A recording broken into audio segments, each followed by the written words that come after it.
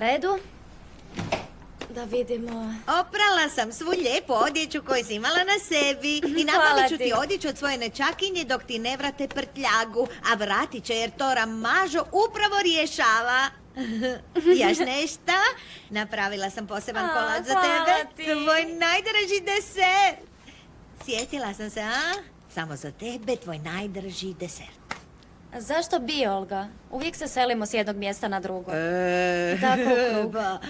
Ove puta može biti drugačije. Znaš, vidjet ćeš, Nada umire posljednja.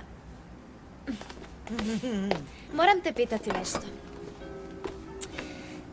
Što je u onoj tamo zaključanoj sobi? Ona na kraju... Ajde, vidi. Ovdje. Pa kako da znam što je u toj sobi? Kako? Ti uvijek znaš. Samo vješalice. Ostali smo bez vješalica. Moram brzo nabaviti vješalice.